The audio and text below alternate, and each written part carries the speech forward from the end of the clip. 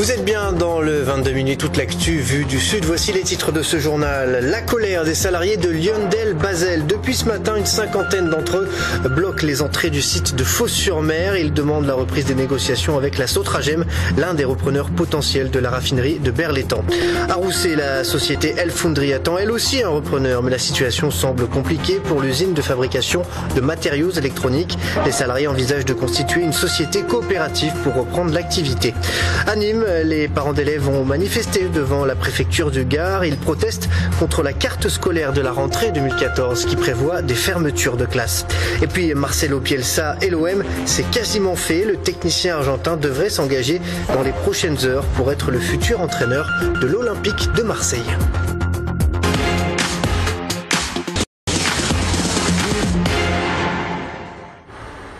On commence donc avec la mobilisation des salariés de Lyondell-Basel. Depuis ce matin, une cinquantaine de ces salariés bloquent le site de production d'oxyde de propylène à Fos-sur-Mer dans les Bouches-du-Rhône. Ils réclament la reprise des négociations avec la Sotragem, dont l'offre de reprise a été rejetée par le groupe américain. Reportage Marguerite Kirk. Demi-tour devant Lyondell-Basel. Ce transporteur ne pourra pas charger sa cargaison. Depuis ce matin, une trentaine de salariés et CGT venus de Berre se relaient pour faire pression sur la direction. Ils demandent toujours des explications sur la rupture des négociations avec leurs potentiels repreneurs. Nous, vu l'enjeu, on tient à ce qu'il y ait des explications, qu'il y ait une chance aussi pour Sotragem de pouvoir justifier son offre et de pouvoir l'améliorer ou non, mais surtout que le gouvernement se positionne clairement en arbitre dans la négociation et qui juge de la véracité du projet et de l'aspect économique. À leur côté, des représentants d'autres entreprises pétrochimiques comme Chemwan, Naftachimie ou Ineos. Ils craignent une fragilisation du secteur industriel si l'usine Lyondell-Basel de Berlétan venait à disparaître. Donc si demain Lyondell fermait, ils impacteraient Chemwan, qui impacterait Naftachimie et Ineos aussi sur la Vera. Donc toutes les entreprises ont besoin les unes des autres. On est tous reliés les unes les autres. Par exemple ici au site de Lyondell-Fos, on a une ligne Nafta qui passe, on leur envoie du propylène. Les salariés demandent à l'État de réunir autour d'une table Lyondell-Basel et la société Sotragem. D'ici là, ils continueront à bloquer le site. Voilà, à Lyondell-Basel, on attend donc toujours un repreneur. C'est aussi le cas des anciens salariés de El Foundry à Roussé, dans les Bouches-du-Rhône. La poursuite de l'activité sur le site de fabrication de semi-conducteurs, ils y croient encore. Ils ont même présenté eux-mêmes une offre de reprise à travers une société coopérative de production. Les précisions de Sidonie Caneto. Rassemblement pluvieux, rassemblement heureux, c'est en tout cas le dénouement que les ex-salariés d'El Foundry espèrent. Si on est là, c'est qu'on y croit, donc évidemment on espère que ça se concrétise et que tout va être mis en place en fait pour que ça puisse se faire. Voilà. Donc ça passe, je dirais déjà par le soutien de l'État. Touchés de plein fouet par la liquidation judiciaire en décembre 2013, ce sont des familles entières qui attendent une reprise d'activité. Je suis rentrée en 99, ça va faire 14 ans que j'étais dans la microélectronique et suite à des patrons voyous, on a tout perdu, notre entreprise, on est tombé en liquidation le 26 décembre et depuis on se bat pour récupérer notre entreprise. Se rassembler devant la sous-préfecture d'Aix aujourd'hui, une façon de montrer leur soutien à la délégation montée à Bercy, mais aussi une façon de démontrer leur détermination de ne rien lâcher. On a décidé de venir ici dans Aix pour montrer déjà aux élus locaux qui nous soutiennent qu'on est toujours présent et montrer aussi à nos collègues qui se décarcassent, qui sont à Paris pour la énième fois pour défendre notre projet, qu'on est là avec eux malgré la pluie et vous voyez les conditions météo. Les salariés d'El Foundry sont prêts à continuer la mobilisation pour que l'État comprenne l'importance de sauver cette entreprise experte en microélectronique de pointe. Direction Nîmes à présent avec une manifestation devant la préfecture du Gard. La Fédération des parents d'élèves FCPE et les syndicats d'enseignants ont organisé un pique-nique de protestation contre la carte scolaire de la rentrée 2014. Ils contestent la fermeture de plusieurs classes de maternelle. Parmi les parents d'élèves, ceux du canton d'Alzon, situé à environ 100 km de Nîmes dans l'arrondissement de Vigan. Ils s'opposent à la fermeture d'une des deux classes de cette petite école. Ça serait catastrophique pour le village parce qu'en fait ça engendrerait à terme des départs de personnes, de familles qui, s'il y a plus de maternelle, qui partiraient.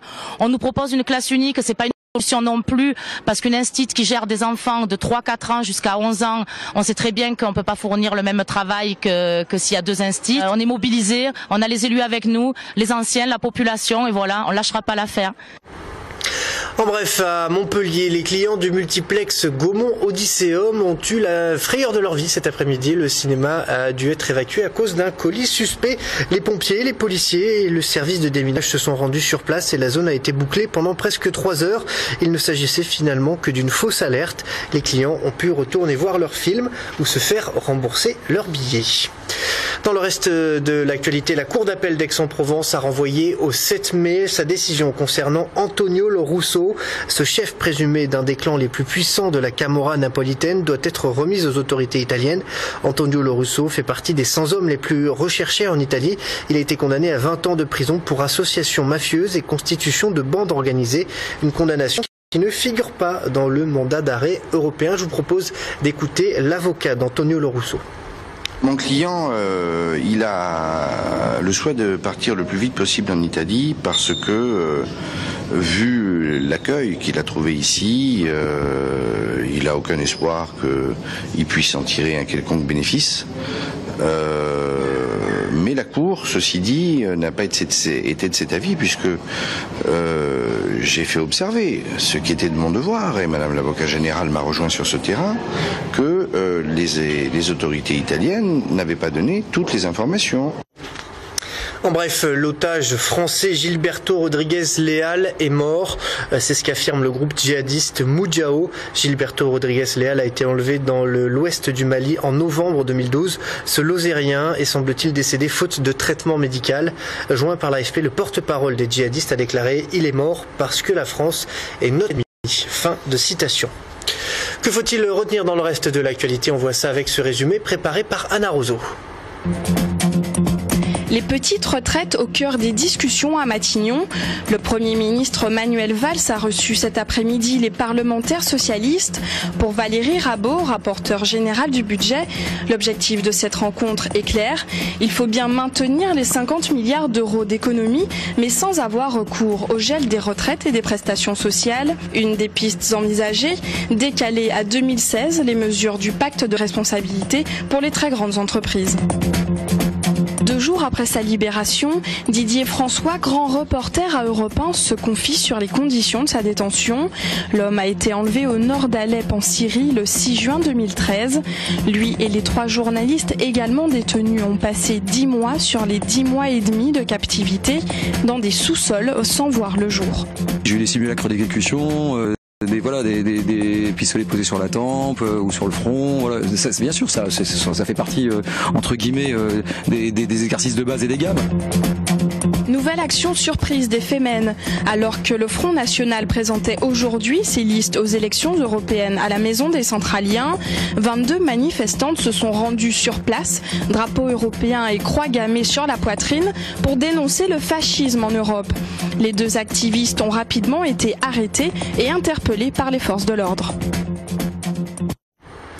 Un mot à présent sur la traditionnelle feria de Pâques d'Arles. La fête a battu son plein jusqu'à aujourd'hui, l'occasion pour les aficionados de rappeler leur attachement aux différentes traditions taurines.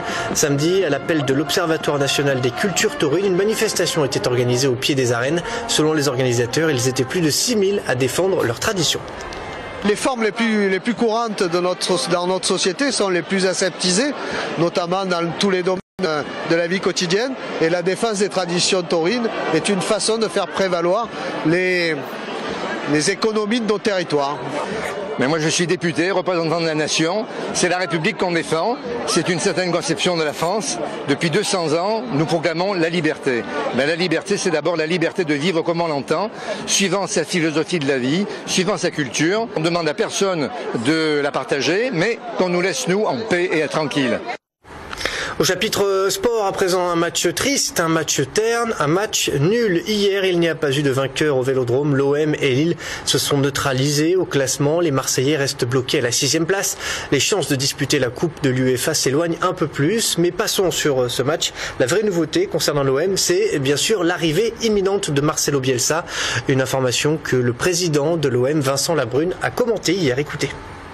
Dans l'esprit, on est d'accord avec Marcelo Bielsa, on est notamment d'accord sur le projet sportif, qui est quelque chose qui l'intéresse et qui lui parle. Donc on peut dire qu'on a un accord de principe qui reste maintenant soumis à la rédaction des contrats et à la partie plus juridique de la chose, mais alors qu'il est, sans tomber dans l'euphorie absolue, parce que il faut attendre que les choses soient faites de façon définitive, on peut considérer qu'on est relativement confiant pour que ce dossier soit mené à bout et qu'on puisse avoir un très grand entraîneur pour la saison prochaine. Je vous remercie.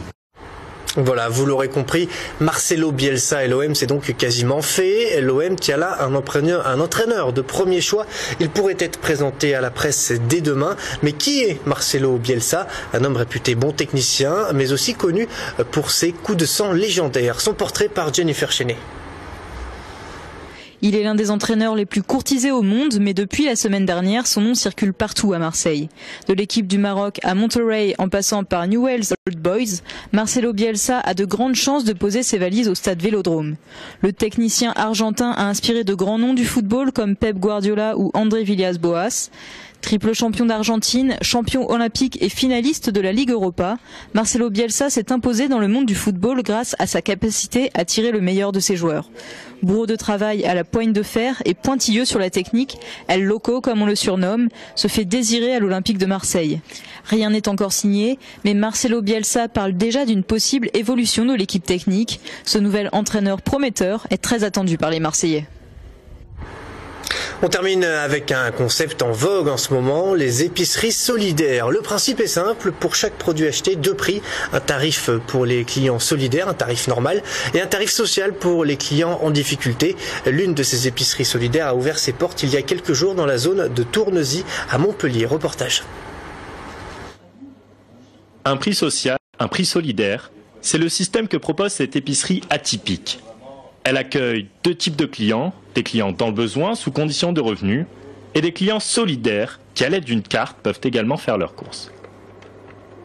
Et de ce fait, ils s'associent au projet social et les marges dégagées lorsqu'on leur vend un produit au prix du marché, on dégage une marge qui nous sert à financer le projet social. Une trentaine de bénévoles, 3 salariés à temps plein. L'association La Porte Ouverte, à l'origine de ce projet, propose des prix jusqu'à 5 fois moins chers que le prix du marché. L'EPSO va même jusqu'à utiliser en guise de locaux des containers.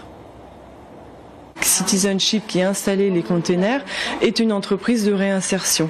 Donc en fait, on reste cohérent sur toute la ligne, au niveau des containers jusqu'à la démarche d'épicerie solidaire. À partir du 13 mai, un système de drive sera mis en place. Les clients commandent et paient sur Internet et n'ont qu'à venir retirer leur commande. Voilà votre commande. Super.